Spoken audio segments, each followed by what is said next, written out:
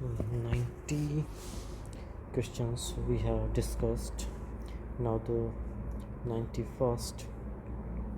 Which of the following is not an assumption of cardinal utility theory? So first option is the marginal utility of money is not constant. Question is asking about the not an assumption of cardinal utility theory. So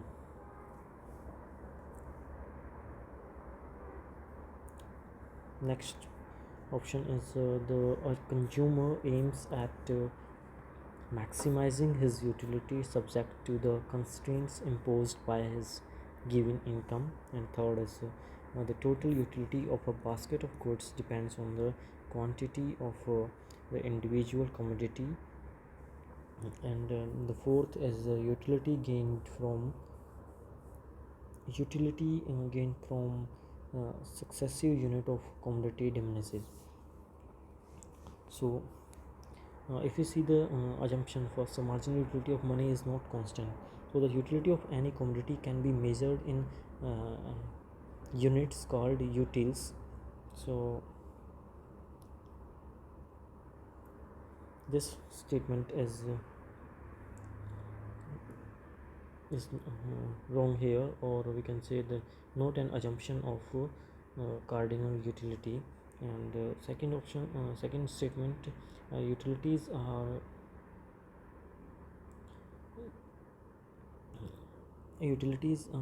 the consumer aims at maximizing his utility subject to the constraint imposed by his given income. That's right. Utilities are if I discuss the assumption of cardinal utility. So the cardinal utility measurement of utility, the utility of any commodity can be measured in utils called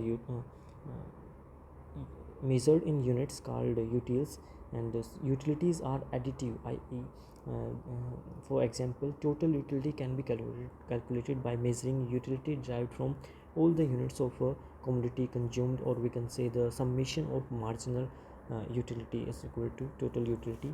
And utility is independent, for example, not related to the amounts of other commodities purchased by the consumer. Further, it is also assumed that it not affected by utilities of other individuals. The total utility of a basket of goods depends on the quantities of the individual's commodity. That's the right statement or right assumption here. And the next one, the utility gained from successive unit of commodity diminishes. So the marginal utility of money remains constant. Marginal utility of money remains constant, but in this statement this is given not constant. And when a person purchases more of a good, the amount of money diminishes and the marginal utility of remaining money may increase. But in this approach, marginal utility of money is treated constant. This assumption important as cardinalists have used money as a measure of utility, and it is necessary to keep the measuring rod of utility as fixed. So the option will be the first one here. Question asking about the not an assumption, and marginal utility of money is constant, but here is given the not constant. So now the next question is which of the following is correct?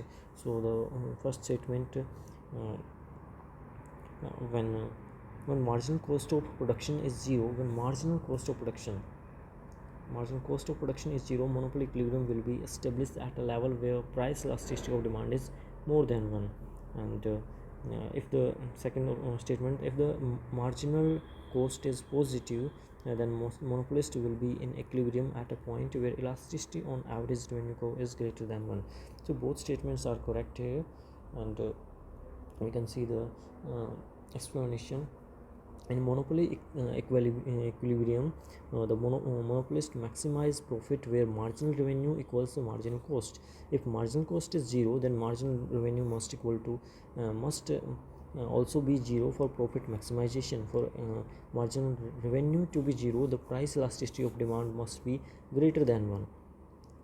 Marginal revenue to be zero, the price elasticity of demand must be greater than 1, or elastic demand we can say. This is because with elastic demand, a reduction in price leads to a proportionally larger increase in quantity demanded, keeping marginal revenue positive until it approaches zero as the optimal price is reached. And the second statement, with the positive marginal cost, the monopolist will again maximize profit where marginal revenue is equal to marginal cost.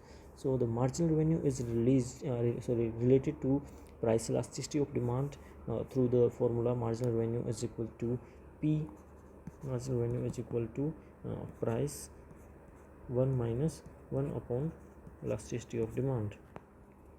So for marginal revenue to equal a positive marginal cost elasticity must be marginal cost elasticity must be greater than 1, or ensuring that marginal revenue is positive and can equal to marginal cost. So the option, both statements are correct here. Now the next question, 93. In the case of a comparative demand curve, in the case of comparative demand curve, in which approach will the maximum effect of price decrease be manifested? So Hicksian approach, Slutsky approach, Allen's approach, and Marshall approach. So right answer will be here Marshall's approach. We can see here one by one. So first the Hicksian approach, compensated demand curve. Hicksian approach related with the compensated demand curve in not compensated demand curve. In the Hicksian approach, the substitution effect is isolated. Substitution effect is isolated by compensating the consumer so that they remain on the same level of utility after the price change. And this means that any change in quantity demanded is purely due to the change in relative prices, not due to the change in real income. So now the next, Slutsky approach, compensated variation. The Slutsky approach also isolates the substitution effect, but also does so by adjusting income to keep the consumer's purchasing power constant at the original level of consumption. This means the consumer can afford the same bundle of goods before and after the price change. So the quantity change reflects both the substitution and the income effect. Now the next, third, Allen approach. Allen's approach refers to the analysis of elasticity and does not specifically focus on the decomposition of the price effects in the way Hicksian's and Slutsky approach do. It focuses more on the elasticity of substitution between goods. And the fourth one is the Marshall's approach, uncompensated demand curve. Marshall's approach looks at the total change in quantity demanded due to a price change without separating the income and substitution effect. It reflects the actual market demand curve where both effects are combined. So comparative analysis, question asking about comparative demand curve. So the comparative analysis, maximum effect of price decrease in terms of the total effect of a price decreases. Marshall's approach would show the maximum effect because it includes both the substitution and income effect. The uncompensated demand curve reflects the real world changes in quantity demanded when the price of a good decreases, capturing the full effect of the price change. Therefore the approach that will show the maximum effect of price decrease is Marshall's approach. Now the next question is 94. The demand function of commodity is Q720 minus 20p into and Q is quantity and P is the price of the commodity. What will be the value of own price elasticity of demand at price 15, ignoring the sign of elasticity? So we can see the here minus 25 as the coefficient of elasticity. So we will put minus 25 into price.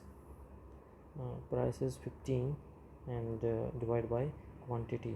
So we can calculate the quantity here by putting the value of P. So 720 minus 25 into 15, it will be 15 it will be 13 375 if we multiply 25 into 15 and 720 minus it will equal to 345 55. So if we put the value of q here 345, then we can cancel out it 15 23 and if we calculate the 25 divided by 23 and by ignoring the sign we will get 1.09. so third will be the right answer here. Now the next question, which of the following statement is false with regard to the Slutsky substitution effect? So the first statement, Slutsky demand curve is more elastic than the Hicksian demand curve. More elastic than the Hicksian demand curve. This statement is true. The Slutsky substitution effect often results in a more elastic demand curve because it reflects both the substitution effect and a part of the income effect. In contrast, the Hicksian demand curve isolates only the substitution effect by keeping utility constant. So this statement is true. Now the next statement, Hicks keeps the consumer on the original difference curve and original indifference curve, and in Slutsky effect the consumer will move on the higher indifference curve. So the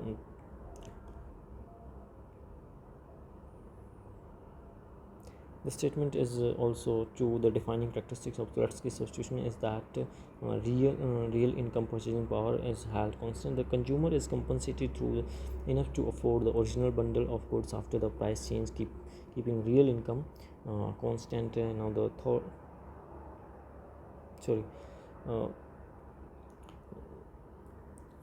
again I'm discussing this. Hicks keeps the consumer on the original indifference curve, and as in Slutsky effect, a consumer will move on the higher indifference curve. This statement is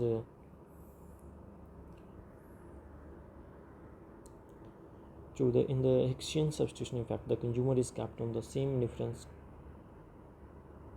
constant utility, and in the Slutsky effect, the consumer is compensated to afford the original consumption bundle.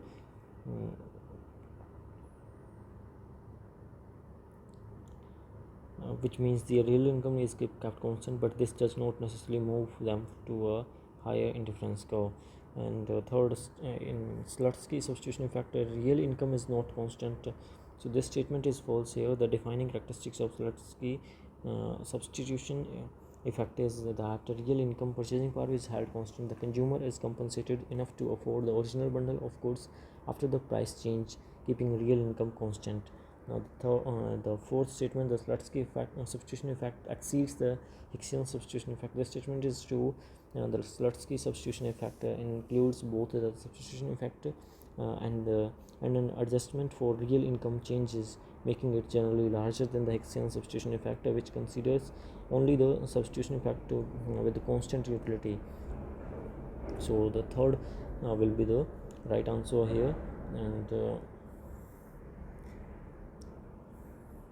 I'm not sure about because the second statement is also, according to me, will be false, and third will be also false. So I'm not sure about them, but most probably third will be the answer.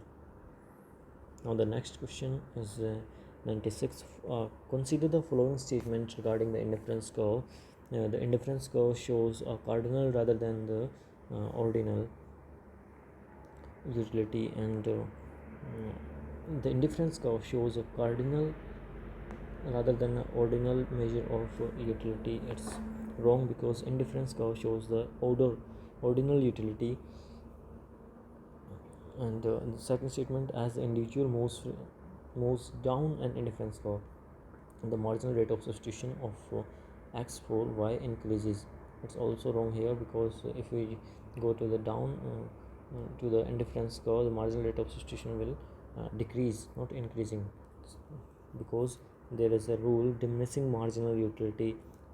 If the substitution marginal rate of substitution will increase, then the diminishing marginal utility rules will be violate. So that's why both statements are wrong here, or third option will be correct here. This statement is incorrect. Indifference curve represent an ordinal measure of utility, meaning they show the ranking or order of preference but do not quantify the exact level of satisfaction. They simply indicate which combinations of goods are preferred to others without specifying how much more or less satisfying one bundle is compared to another. And the second statement is also incorrect. Typically, as an individual moves down along an indifference curve, the marginal rate of substitution of x for y decreases. The marginal rate of substitution is the rate at which a consumer is willing to give up some amount of one good y to obtain an additional unit of another good x, while keeping the same level of utility. As you consume more of good x and less of good y, the willingness to trade y for additional units of x decreases, reflecting diminishing marginal utility. So the answer will be the third option. A and B are incorrect here. Then now the 97th question, bandwagon effect makes the market demand curve more elastic. The bandwagon effect occurs when the demand for a good increases because others are buying it, often due to a desire to conform, or because the good is perceived as trendy or popular. This effect can influence the elasticity of the market demand curve. When the bandwagon effect is strong, people's willing to buy a product increases as more people buy it. This creates a situation where even a small decrease in price can lead to a large increase in quantity demanded, because people are influenced by the actions of others. That's why the bandwagon effect makes the market demand curve more elastic, because the quantity demanded responds more significantly to changes in price due to the increased influence of social behavior on individuals' purchasing decision. That's why the fourth answer will be right here, more elastic. Now the next question, which of the following is correct about the snob effect? So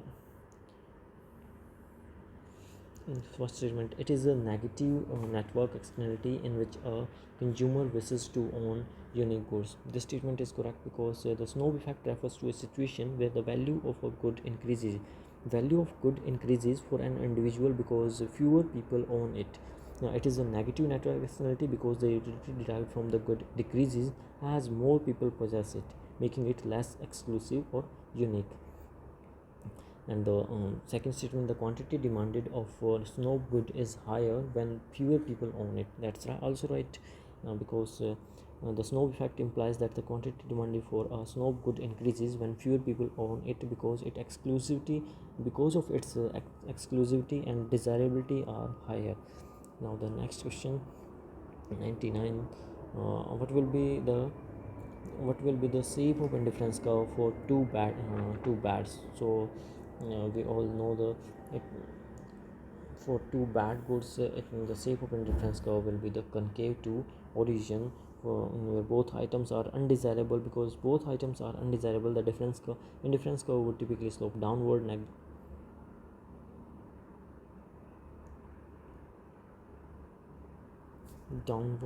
negatively slope. This is because as the quantity of one bad increases, the quantity of the other bad would also decrease to maintain the same level of disutility or undesirable output. So for one good, if we talk about, so the shape of the for two bad goods, the indifference curve will be the like that, because consumer will decrease consumer want to decrease the both bad goods, decrease the quantity of bad goods by consuming less quantity. So the lower the indifference curve will be give the less disutility to the consumer. So the concave to indifference curve of two bad goods will be concave to the origin. Now the next consider the following statement regarding coefficients of price elasticity of supply. When the supply curve is positively sloped, then the coefficient of price elasticity of supply is greater than 0. Correct statement. And when the supply curve is positively sloped straight line going through the origin, then the coefficient of price elasticity of supply is equal to 1. Both statements are correct here. Here is the explanation. The first statement is correct. A positively sloped supply curve indicates that as the price of a good increases, the quantity supplied also increases. The coefficient of price elasticity of supply, sigma, measures the responsiveness of quantity supplied to changes in price. In this case, when the supply curve is positively sloped, the coefficient of price elasticity of supply is positive greater than 0, because an increase in the price leads to a positive percentage change in quantity supplied. And statement B is also correct, because a positively sloped straight line supply curve going through the origin represents perfectly elastic supply. This means that any change in price will result in equal percentage change in quantity supplied. In this case, the coefficient of price elasticity of supply, sigma, is equal to 1, indicating unitary elasticity, where the percentage change in quantity supplied is equal to the percentage change in price. So option will be the second one. A and B are correct here. Now the next question, consider the following statement regarding the income elasticity of demand. Statement 1, a coefficient of income elasticity of demand for inferior good is positive. And this statement is incorrect here, because for inferior goods the income elasticity of demand is not positive, it will be negative. So negative and not positive. Inferior goods are those for which demand decreases as consumers' income increases. And the second statement, the coefficient of income elasticity of demand for a good is likely to vary considerably depending on the level of consumers' income. This statement is correct. The income elasticity of demand for a good can vary significantly based on the type of good and the level of consumers' income. Goods can be classified into normal goods, positive elasticity. For normal goods there will be a positive income elasticity, and for inferior goods there will be negative income elasticity, and for luxury goods there will be very high positive income elasticity. So statement B is correct here and A is wrong here. So the option 1 will be the right answer here. Now the next question, 102, which one is correct for consumers equilibrium in cardinal utility analysis. So the statement 1, the ratio of marginal utility to price is equal for all commodities. The ratio of marginal utility to price is equal for all commodities. Then the statement B, marginal utility from each commodity is equal. Marginal utility from each commodity is equal. That's not right here. The right statement A will be right. And utility derived from the last unit of money spent on each commodity is equal. That's right. And the slope of indifference curve is equal to the slope of budget line. So here we can discuss every option one by one. So firstly, the third statement, utility derived from the last unit of money spent on each commodity is equal to this. So this statement will reflect the principle of consumer equilibrium, where the consumer allocates their budget in such a way that the marginal utility per rupee, or the last unit of money spent, is equal across all goods and services purchased. This ensures that the consumer is maximizing utility given their budget constraint. Now the statement first, the ratio of marginal utility to price is equal for all commodities. So this statement reflects the concept of the law of equimarginal utility, but it doesn't necessarily guarantee consumers equilibrium. It states that a consumer will allocate their budget so that the ratio of marginal utility to price is equal across all goods, but this is not the same as achieving equilibrium in utility maximization. Now statement B, marginal utility from each commodity is equal. This is not typically true in consumer equilibrium. Marginal utility tends to diminish as more units of a commodity are consumed, so it's not equal for each commodity. And the slope indifference, fourth statement, the slope of indifference curve is equal to the slope of budget line. While this is related to consumer equilibrium, it does not directly describe the conditions for equilibrium. The equality of slopes MRS is equal to price ratio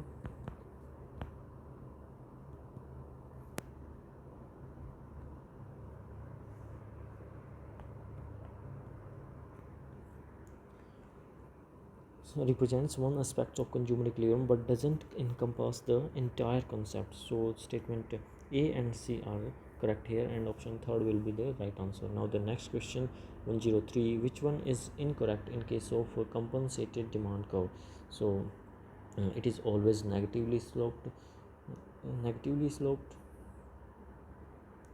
Question is asking about incorrect. So first statement is incorrect here because compensated demand curve is positively sloped, not it may be positively or constant, not always negatively sloped.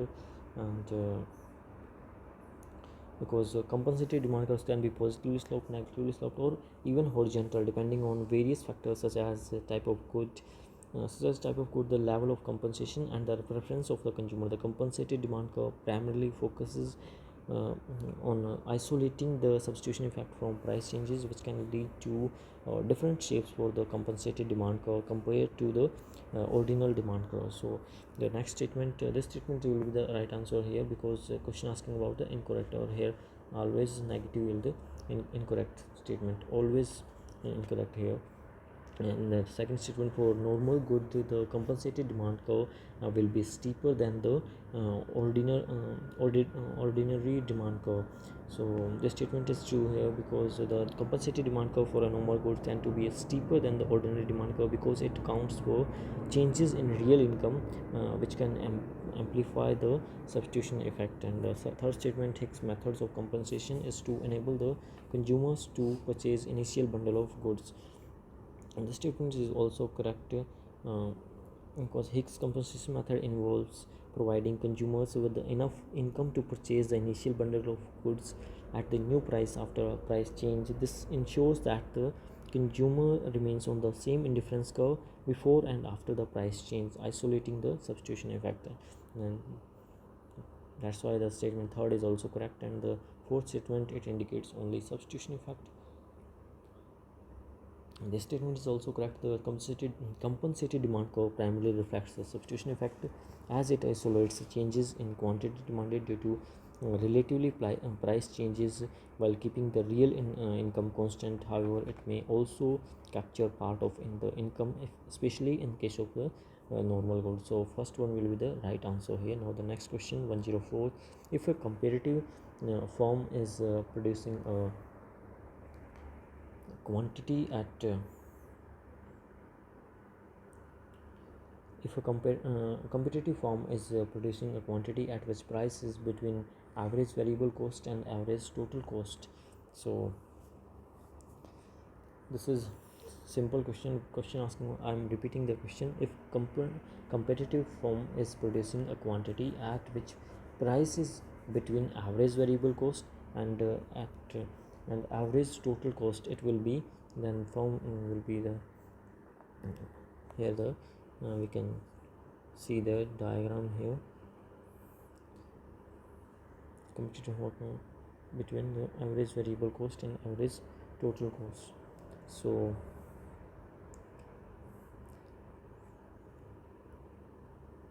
it will be the average cost and it will be the average variable cost, and total cost will be the above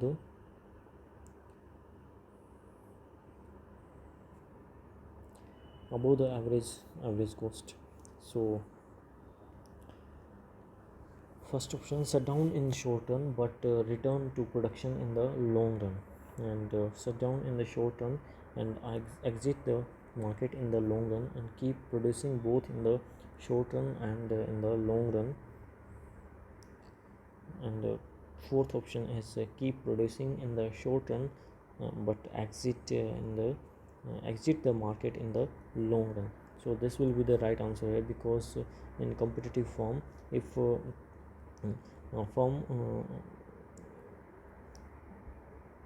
is able to cover his or her firm is able to cover its average variable cost, then it will produce in short run but exit the market in the long run. If it face losses of fixed cost, then it will absolutely exit from the market in the long run. So fourth will be the right answer here. Now the next question, 105, what kind of the preferences are represented by the utility function of the form u x1 x2 is equal to root x1 plus x2, where u x1 x2 is equal to utility function and u x1 u x2 are two goods. So this is a quasi-linear preferences. Second will be the right answer here. Quasi-linear preferences are a type of utility function when one good is linear, like x2, here is a linear, but and the other good is raised to a power other than one, like square root x1. In this case, the linear term represents the consumption of a good that doesn't diminish it in satisfaction with the more consumption, while the non-linear term indicates diminishing marginal utility when with more consumption. So second option will be the right answer here, quasi-linear preferences. Now the next question, 106, bandwagon effect shows, first statement shows a positive network externality, it's the right answer here. And statement second makes demand curve inelastic and shows positive network externality. And third statement makes demand curve elastic and shows negative network externality. Fourth is makes demand curve inelastic and shows negative network externalities. Here is the explanation of this question. The bandwagon effect can indeed lead to positive externalities when more people adopt a good or service due to the bandwagon effect. It can create positive externality by increasing the overall utility or value derived from the good or service for society as a whole. For example, the more people use a social networking platform, the more valuable it becomes more for everyone due to network effect. And second statement, the bandwagon effect typically makes the demand curve more elastic, not inelastic. As more people join a trend or adopt a good or service due to the bandwagon effect, demand becomes more responsive to price change. This increases the sensitivity of price change, results in a more elastic demand curve. Additionally, the bandwagon effect often leads to positive network externality. Positive network externality occur when the value of good or service increase for existing users as more people use it. For example,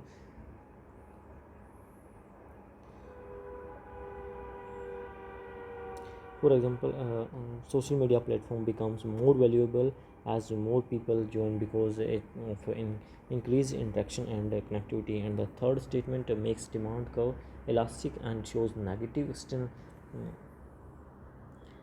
externalities. This statement is incorrect because the bandwagon effect typically makes the demand curve more elastic, not less elastic. Elasticity refers to the responsiveness of quantity demanded to change in price. With the bandwagon effect, as more people join a trend, demand becomes more sensitive to price change, so leading to a more elastic market. The bandwagon effect is also associated with positive network externalities, not negative ones. Negative network externality occurs when the value of a good or service decreases or existing users as more people use it, which is not typically the case. with the bandwagon effect. Now the fourth statement, the demand curve inelastic and shows negative network externalities similar to option statement third. The bandwagon effect generally leads to a more elastic demand curve, not an inelastic one. An inelastic demand curve would imply that quantity demanded is not very responsive to price changes, which is not consistent with the bandwagon effect. So the statement 1 will be the right answer here. Now the next question is 107. Consider the following regarding network externalities. So statement 1, success of social media sites. Success of social media site is an example of positive network externality.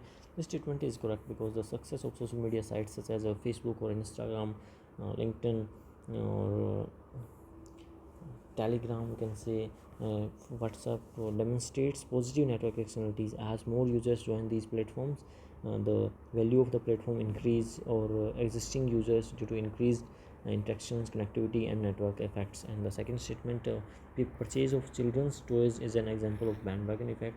This statement is not entirely accurate. The purchase of children's toys is not specifically an example of the bandwagon effect.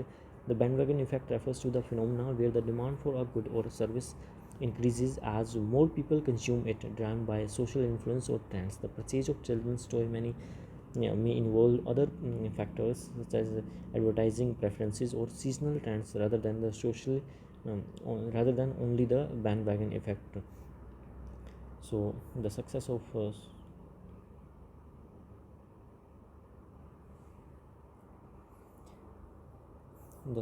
social media sites as an example of positive network externality is valid statement, and while the purchase of children's toy as an example of the bandwagon effect is not directly related to network externality. So second one will fourth option will be the right answer. Option statement A is correct and B is not correct here. Now the next question is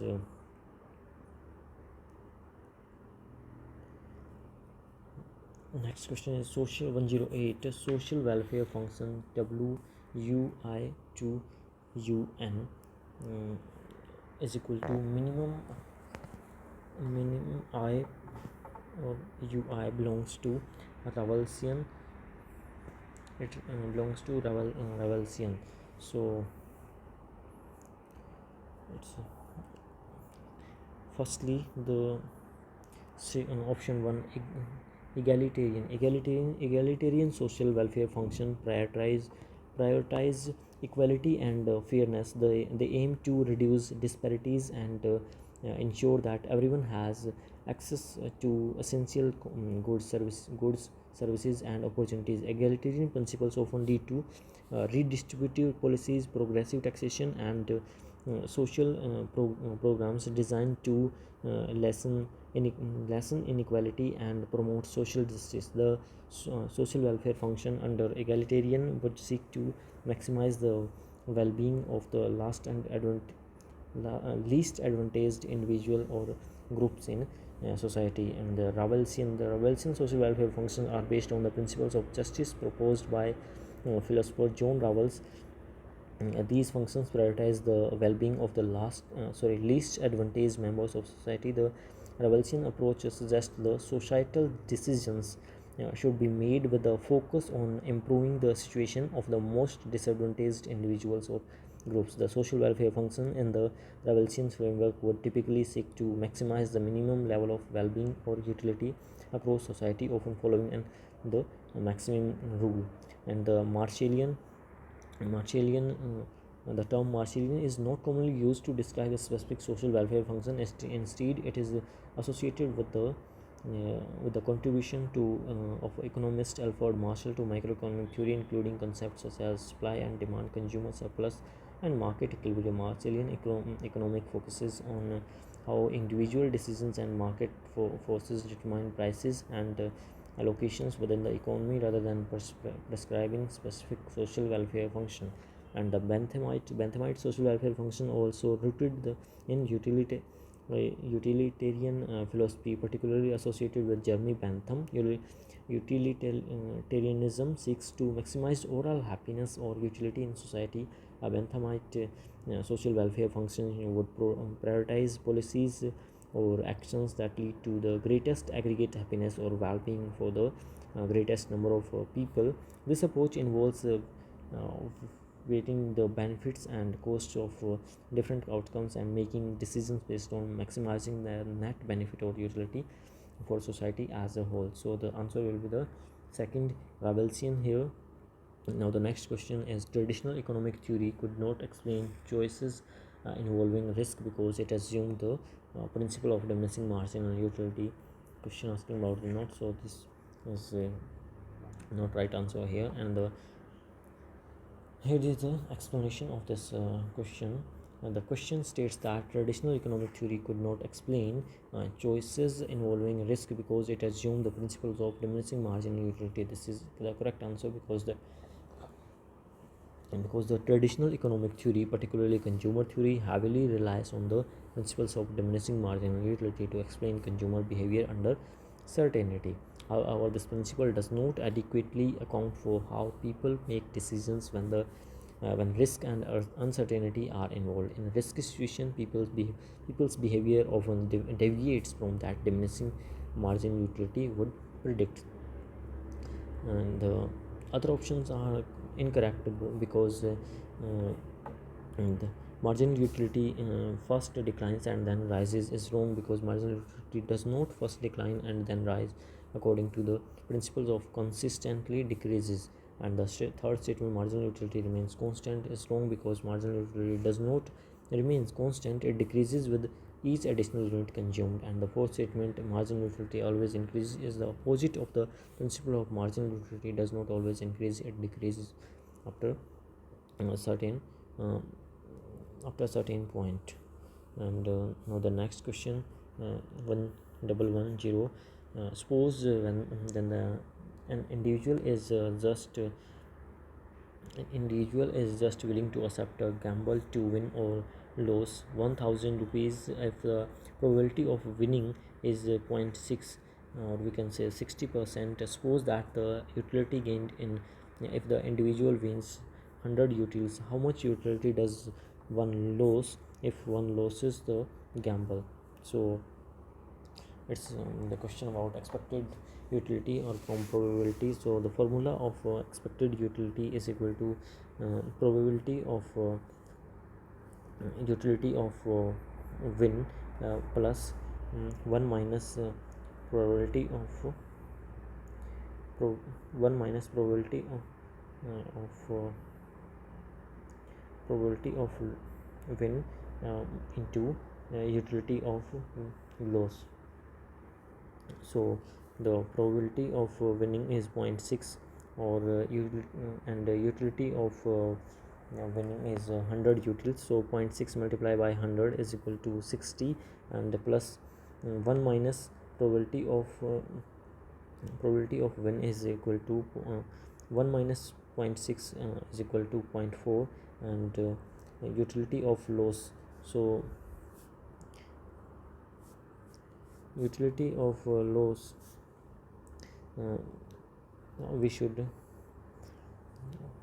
know, we should calculate here utility and loss one loss, so minus sign for the loss here, and 60 minus 0.4 into utility of loss. So if we calculate for utility of loss, it will be 600 divided by 4. So if we calculate it, it will give us the 150 utils here. So second will be the right answer here, and 150 will be the right answer. 150 utils will be loss here. Now the next question is about 11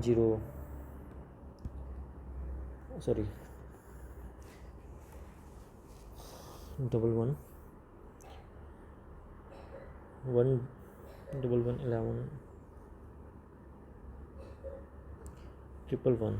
Technical progress implies downward shift in production function. So and the second statement, no movement on production possibility frontier. downward movement on production possibility frontier, upward shift in production function. So it's the easiest question in the whole paper. The technical progress implies the upward shift in production function, this not the downward. Now the next question is in Cobb-Douglas production function, x is equal to c l alpha k beta, which of the following is correct here?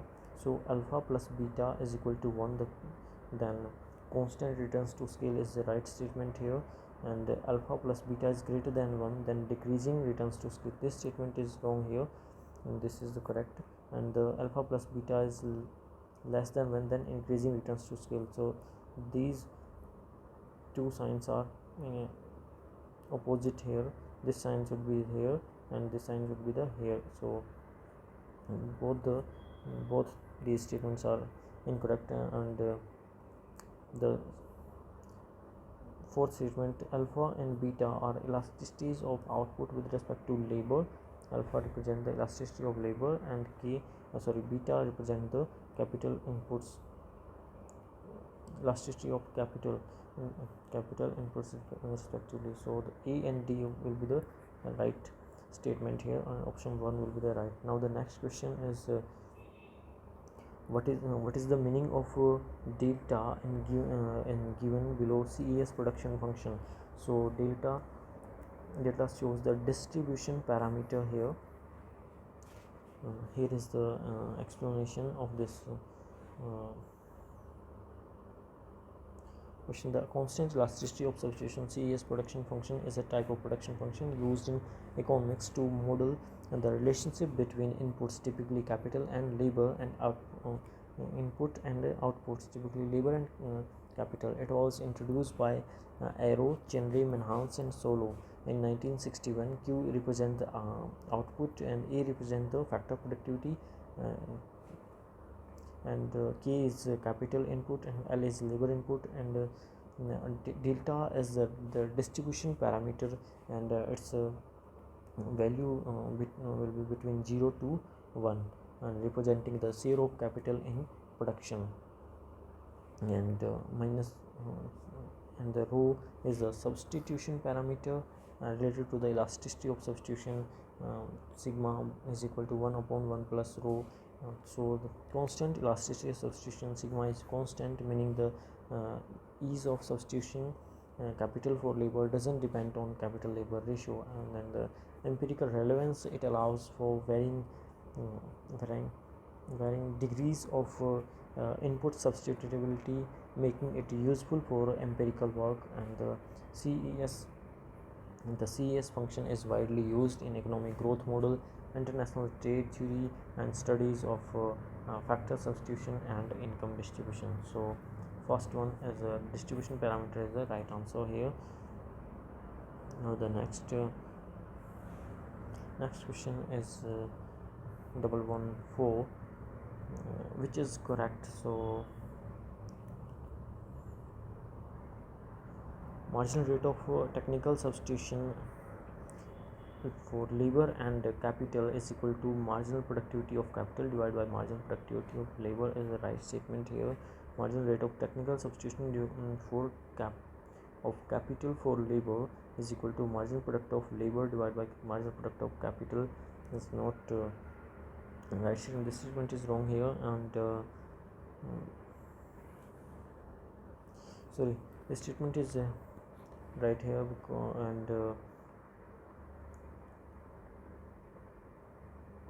because marginal rate of technical substitution for of capital for labor is defined as a fraction of marginal productivity of labor divided by marginal productivity of capital. And the third statement, marginal rate of technical substitution of labor for capital is equal to marginal productivity of labor divided by marginal productivity of capital is wrong statement here. And marginal rate of technical substitution of labor for capital is equal to the absolute value of the slope of isoquant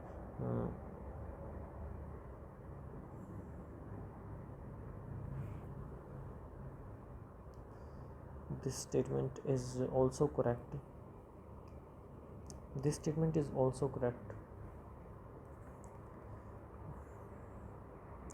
but according to the option there is no option with the A, because in this option C's statement is wrong here, so that's why this option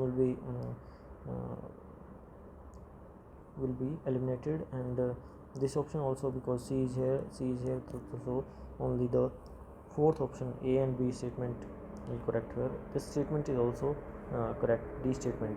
Now the question number 115, consider the following statements at a point on the average revenue curve where elasticity of demand is greater than 1, marginal revenue will be negative, and at a point on average revenue curve where elasticity of demand is less than 1, marginal revenue will be positive. And the third statement, at a point on the average revenue curve where elasticity of demand is equal to 1, marginal revenue will be equal to 0. This statement is correct only. Here is the explanation. When the elasticity of demand is greater than 1, marginal revenue is positive, and when the elasticity of demand is less than 1, marginal revenue is negative, and when the elasticity of demand is equal to 1, marginal revenue is 0. So third statement is correct here, and first and A and B statement are wrong. Now the next question is 116, what makes possible to have constant part of short-term average variable cost over a certain range of output in modern cost theory? So reserve capacity, decreasing returns to scale, increasing returns to scale, less capacity. Reserve capacity will be the right answer here. Here is the explanation. So in modern cost theory, having a constant cost of short-run average variable cost AVC over a certain range of product output can be attributed to the concept of reserve capacity. The reserve capacity refers to the ability of a firm to increase production without proportionate increase in costs. This can occur when there are idle resources or excess capacity that can be utilized without incurring additional variable cost. This is the most plausible explanation for why average variable cost can remain constant over a certain range of output. When there is a reserve capacity, the firm can increase output without increasing variable cost, leading to a flat or constant average variable cost over that range. And second option is decreasing returns to scale. Decreasing returns to scale occurs when an increase in all inputs leads to an less than proportionate increase in output. This usually results in increasing cost. This does not explain the constant average variable cost. In fact, it would generally cause average variable cost to rise as output increases. And the third statement is increasing returns to scale. Increasing occurs when an increase in all inputs lead to a more than proportionate change in increase in output. This usually results in decreasing cost, while this could lead to a decrease in average variable cost. It does not explain a constant average variable cost. Question is asking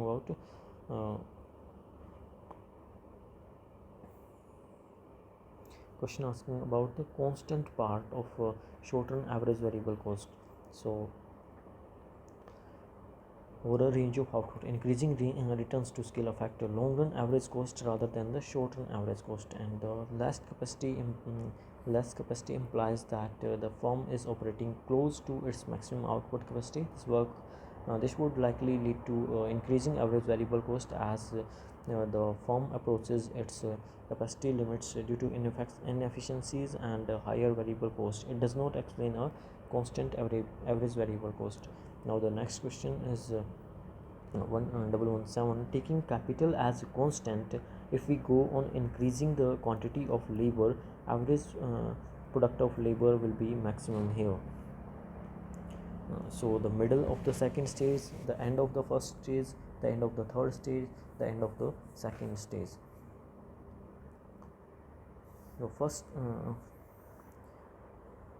stage, in this stage the total product TP total product increases as at an increasing rate initially, and then at a decreasing rate the marginal product is positive and increasing initially and then starts to decline. The average product of labor increases throughout this stage. And second stage, total product continues to increase but at a decreasing rate. Marginal product of is positive but declining. average product of labor and reaches its maximum at some point in this stage and then starts to decline, and third stage total product starts to decrease, marginal product becomes negative, and average product mm, continues to decline. For the average product of labor to be at its maximum, the marginal product must equal at average product. This occurs at the end of the first stage. This occurs at the end of the first stage, as in the average product is increasing. Average product of labor increasing throughout the first stage and reaches its peak right before it starts to decline in the second stage. Thus, the correct option will be the second option here. Now, the next question, 118. Production function involves which of the following concepts? So, factor intensity, the efficiency of production, and the returns to scales. All three statements are correct here. So the factor intensity refers to the production of different inputs used in production process.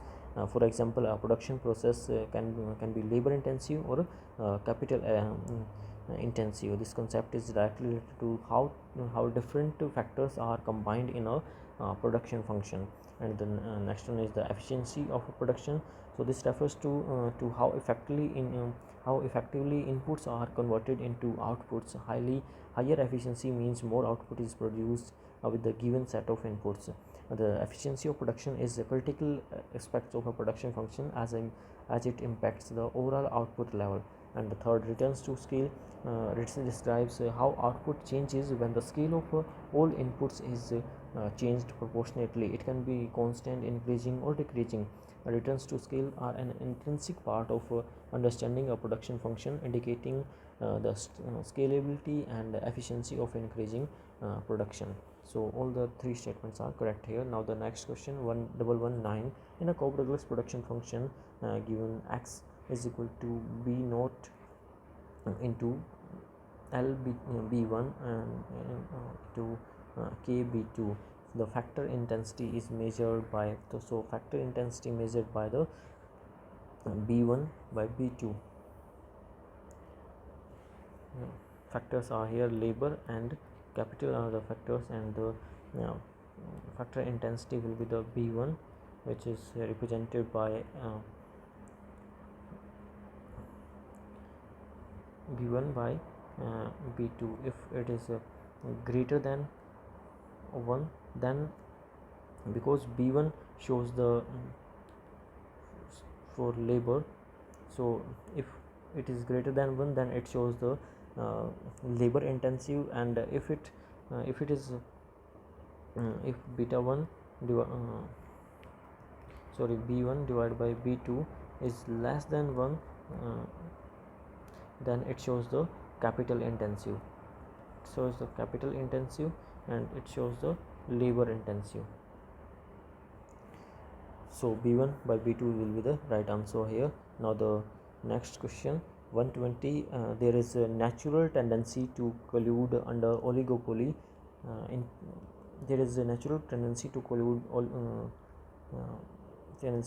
under oligopoly, and the reasoning is the interdependence of firms in oligopolistic markets. So the assertion states that there is a natural tendency to collude under oligopoly, while the reason provides is the interdependence of firms in oligopolistic market. This assertion is generally true.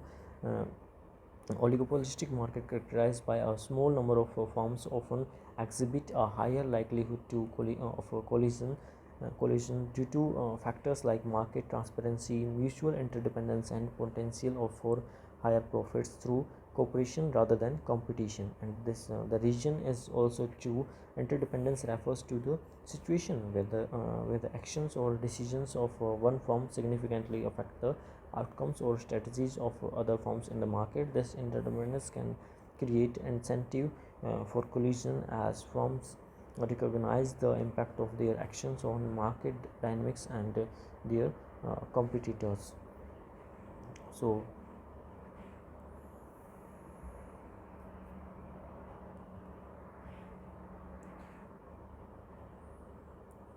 both the statement A and are true, and is a correct explanation. Fourth will be the right answer here. Now the next question is, suppose you are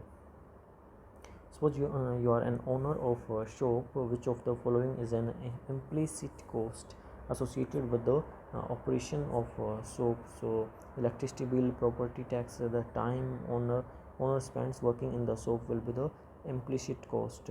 Third option will be the right answer here. uh, Electricity bill, this is explicit. It's explicit cost because it involves an out of pocket expenses that the owner incur to run the shop. And the property tax, similar to the electricity bill, property tax is also an explicit cost, as it is a direct financial obligation related to owning the property where the shop is located.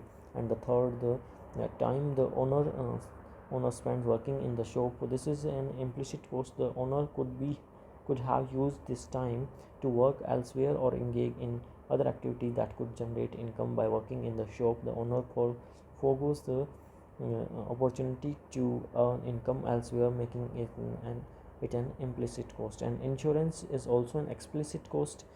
It involves a direct payment to an insurance company for coverage and protection, which is tangible financial expenses. So the third option will be right answer here. Now the 120, long run equilibrium in monopolistic competition is characterized by which of the following? So excess capacity, this is correct. For long run monopolistic equilibrium, firms in monopolistic competition often operates with excess capacity because they produce below the minimum efficient scale due to product differentiation and the pursuit of market power. So this is correct. And price is equal to marginal cost, incorrect here. This is not correct here. This is generally not correct for long run monopolistic equilibrium, unlike perfect competition where price is equal to marginal cost falls in the long run. Monopolistically competitive firms often set prices above marginal cost to capture some market power. However, it's worth noting that in the long run, firms in monopolistic competition can earn normal profit, which means that the price approaches average total cost but not necessarily marginal cost. And the third statement, the more profit than under perfect competition but less than the under monopoly. And this statement is correct also. Correct here. In the short run, firms in monopolistic competition may earn economic profit due to product differentiation. However, in the long run, competition erodes these profits, leading to normal profit. Profits are indeed more than under perfect competition, but less than under monopoly in the long run. And the fourth one is the zero profit. This is also correct. Here. In the long run, firms in monopolistic competition tend to earn zero economic profit due to competition and free entry and exit. This leads to a situation where the price aligns with the average total cost and economic profits approaches zero.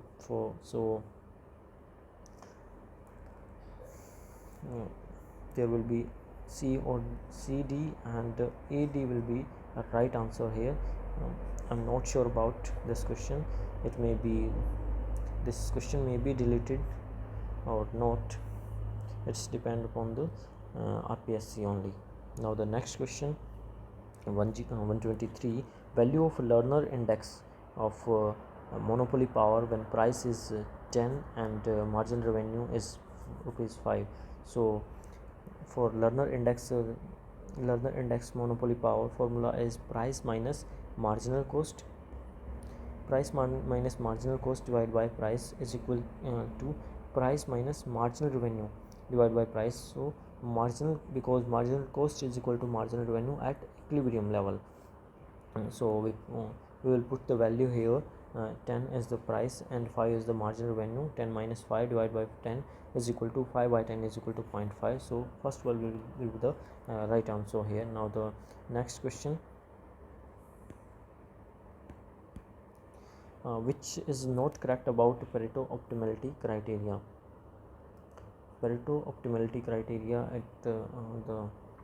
So the first statement, it does not guarantee the maximization of social welfare. Question asking about not correct. So this is correct statement.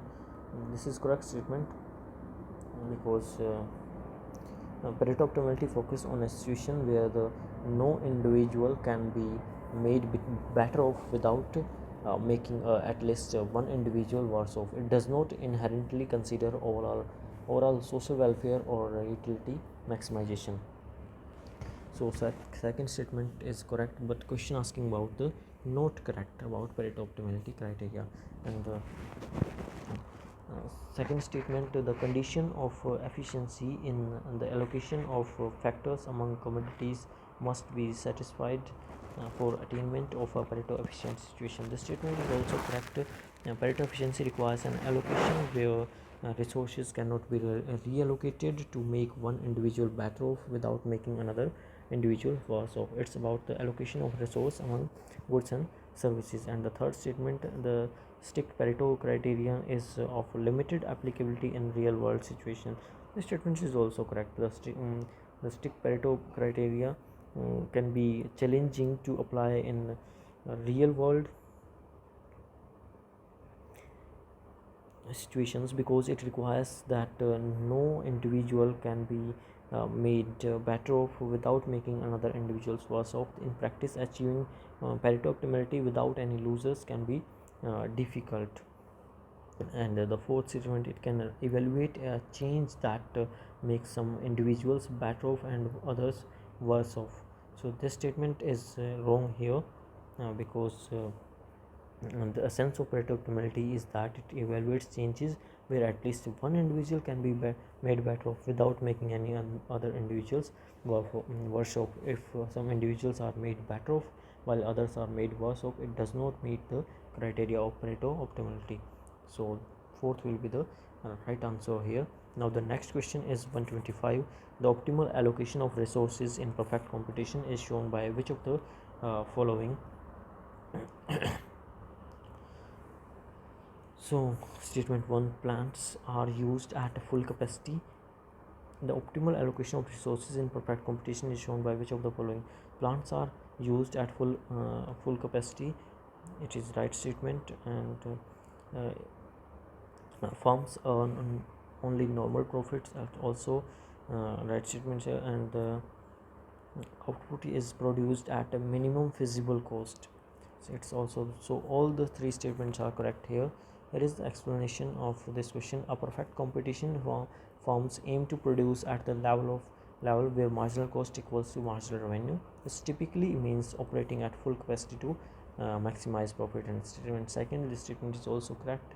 In perfect competition, in the long run, firms in perfect competition tend to earn only normal profit due to free entry and exit of firms. Economic profit attracts new firms, which increases competition and drives down price until only normal profit is earned. And the third statement, the statement is also correct. In perfect competition, firms in perfect competition produce at the lowest point on the average total cost curve, which represents the minimum feasible cost of production for a given output level. Now the next question, 126. In game theory, which one is incorrect? So pure strategy, the single best strategy in game theory.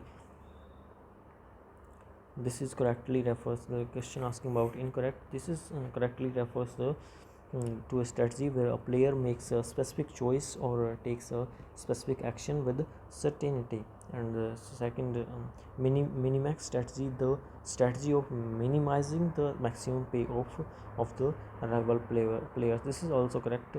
Refers to a strategy used in zero sum games where a players minimize the possible maximum losses, essentially minimizing the maximum payoff the rival can achieve maximum. And the third, maximin strategy, the strategy of maximizing the minimum payoff in game theory. This is correctly refers to strategy where a player maximize the minimum payoff they can achieve, ensuring the best possible outcome from the worst case scenario. And the fourth statement, a mixed strategy, the best strategy for each player in a game which is strictly determined. So this statement is wrong here, because a mixed strategy involves randomizing over possible moves based on specific probabilities. It is not necessarily the best strategy in a strictly determined game, which typically involves pure strategy. A strictly determined game often has a saddle point where pure strategies are optimal for both players rather than mixed strategies. Now the and so the fourth will be the right answer. Now the next question, 127, which tax causes an upward shift in marginal cost curve of a monopolist? Lump sum tax, license fee, per unit tax, or profit tax? So third will be the right answer, per unit tax. And here is the uh, explanation. Lump sum tax, this is a fixed tax that the monopolist pays regardless of the quantity of output produced, because it is a fixed cost and does not vary with the level of output. It does not affect the marginal cost, which is the cost of producing one additional unit. Therefore it does not cause an upward shift in the marginal cost curve. The second one is the license fee. Similar to a lump sum tax, this is a fixed payment required to operate the businesses, does not vary with the level of output, and does not affect the marginal cost, hence it does not shift the marginal cost curve. Now the third, per unit tax. This tax is imposed on each unit of output produced, directly increases the variable cost of producing each additional unit. As a result, the marginal cost curve shifts upward by the amount of tax per unit. And the fourth, profit tax. This tax is levied on the monopolist's profit. It reduces the overall profit but does not affect the marginal cost, as it does not change the cost of producing each additional unit. Therefore it does not shift the marginal cost curve. So third one will be the right answer, per unit tax here. Now the next 128th question, in King demand curve model, the size of discontinuity in the marginal revenue curve will be greater the difference of elasticities of upper and lower part of the King demand curve. The King demand curve model suggests that a firm's demand curve has a kink at the current price. The upper portion of the demand curve is relatively elastic, because if the firm raises its price because the firm raises its price, this is the kink portion.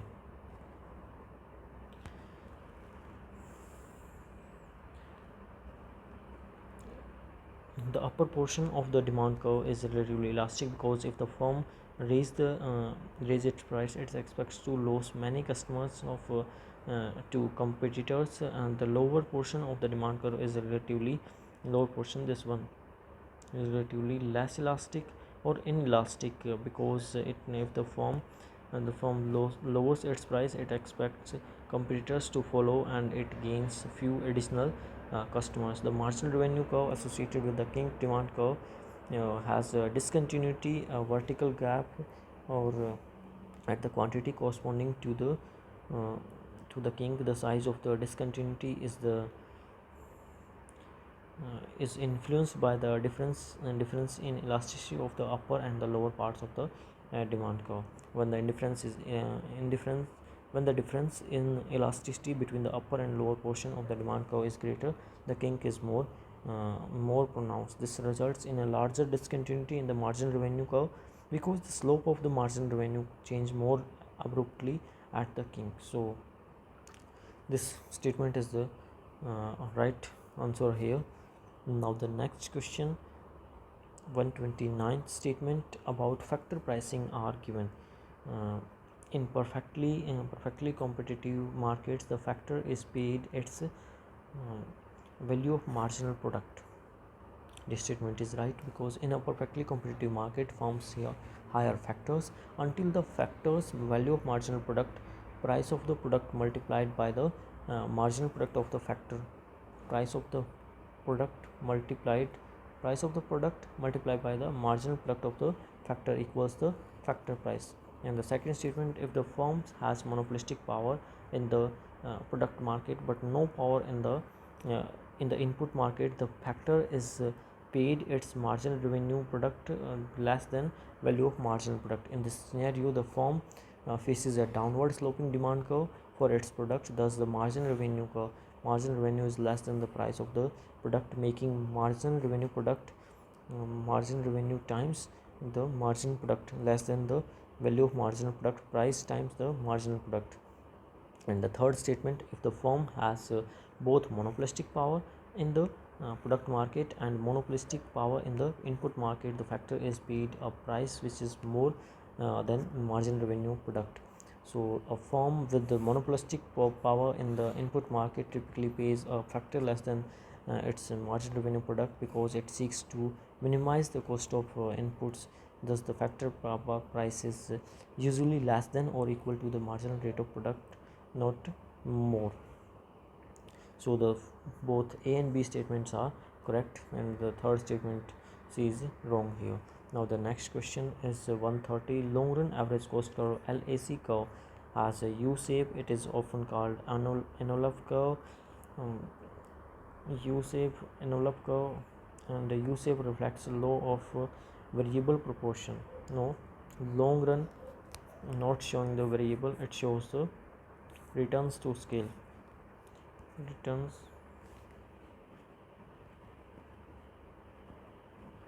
to scale, not variable proportion, and U shape, and here is the returns to scale. So we shouldn't write here this statement. So A, B and D are the right. Third option will be the right statement right here. Now the question number 131. Now following factors hinder the attainment of Pareto optimality and maximum social welfare. Choose the incorrect one. So perfect knowledge of the market is incorrect statement here. Perfect knowledge leads to informed decision making by consumers and producers, ensuring resources are allocated efficiently. This helps achieve Pareto optimality and maximizing social welfare. Therefore, it does not hinder these outcomes. And the second statement, the consumption of public goods due to their non-excludable and non-rivalrous nature often result in market failure, like the free rider problem, leading to under provision and inefficiency. This hinders Pareto optimality. And the third, the existence of monopoly or imperfect competition. Monopolies and imperfect competition creates inefficiencies in the market by setting prices above marginal cost, leading to allocative inefficiency and a loss of social welfare. This hinders Pareto optimality.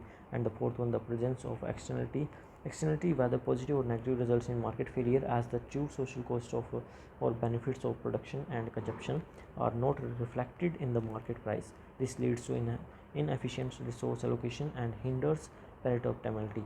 So the first option will be the right answer here. Now the next question, condition for perfect competitive market. A, B and D are the right statement here. Atomistic participation and complete information, and no transaction cost. And the complete property rights are wrong statement here. So first option will be the right hand. In a perfectly competitive market, atomistic participation in a perfectly competitive market, there are numerous buyers and sellers, none of whom can individually influence the market price. This condition is essentially for a perfectly competitive market, and this situation is also called atomistic participation. It means we can't influence the price of goods and services. We are price taker, not price maker. And the second statement is about complete information. So perfect information means that all participants have full knowledge of prices, products and market conditions. This condition is crucial for ensuring that market participants can make informed decisions and that make markets clear efficiently.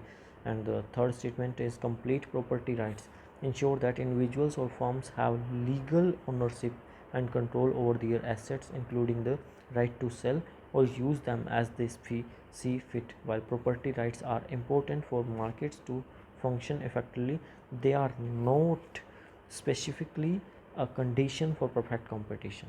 So this statement is wrong here. And for the and the fourth, in perfect competition there are no transaction costs such as taxes, tariffs, or costs associated with buying or selling goods or services. This condition helps ensure that market price accurately reflect the supply and demand conditions. So now the next question is Quasi rent. This is also an easy question here. Quasi rent is total revenue cost minus total revenue minus total variable cost. Now the next question is Pareto laid the foundation of the modern welfare economics by formulating the concept of social optimum, which is based on the concept of ordinal utility and is free from interpersonal comparisons of utilities and value judgments. So why the first, third and fourth statement are not the correct answer? Because the statement first, interpersonal comparisons of utilities and value judgments, are incorrect. One of the key features of Pareto concept is that it avoids interpersonal comparisons of utility. Pareto optimality is based on individual preferences and does not require comparing one person's utility to another's. And the second statement is why it is true and why it is correct about Pareto foundation, Pareto optimality, because Pareto's concept is based on ordinal utility. Which means individual can rank their preference without assigning numerical values. It does not require comparing utilities across individuals. Interpersonal comparison or making value judgments about those utilities is more important. And the third statement, why it's incorrect, any reorganization which makes some individual better off and others worse off. So it's also incorrect here. Others worse off. In this in the Pareto optimality, this statement is opposite to the Pareto. This is opposite to the Pareto optimality. A Pareto improvement is a change that makes at least one person better off without making any worse off situation is Pareto optimal when no further Pareto improvement are possible. And the fourth statement, compensation principle, this is also incorrect here. The compensation principle related with the Hicks efficiency is a different concept. It allows for changes that make some people worse off if the gainers could theoretically compensate the loser. Pareto optimality doesn't involve compensation. It only considers changes where no one is made worse off. So second option will be the right answer here. Now the next question, 135, which of the following is true for peak load pricing? Peak load pricing, first one is it involves charging different prices at different points of time. This statement is correct here. Peak load pricing is a form of price discrimination where prices vary based on the time of usage. During peak hours, high demand prices are higher, and during off-peak hours, low demand prices are lower. This reflects the fact that the cost of providing the service varies with demand. And the second statement, the objective of peak load pricing is to increase economic efficiency by charging consumers prices that are close to marginal cost. This statement is also correct. The primary goal of peak load pricing is to improve economic efficiency during peak hours. Marginal costs are higher. Example, additional power plants needs to be run, so higher prices reflect these higher costs. During off-peak hours, marginal costs are lower, so prices are lower. By aligning prices with marginal cost, resources are allocated more efficiently. And the third statement, it is also more efficient. The sum of producers and consumer surplus is greater because prices are closer to marginal cost. It is also a correct statement. When prices reflect marginal costs, it leads to a More efficient allocation of resources. Consumers who value the service more than its marginal cost will consume during peak hours, while those who don't will shift to off peak hours. This increased total welfare, the sum of producers and consumer surplus compared to a flat pricing scheme.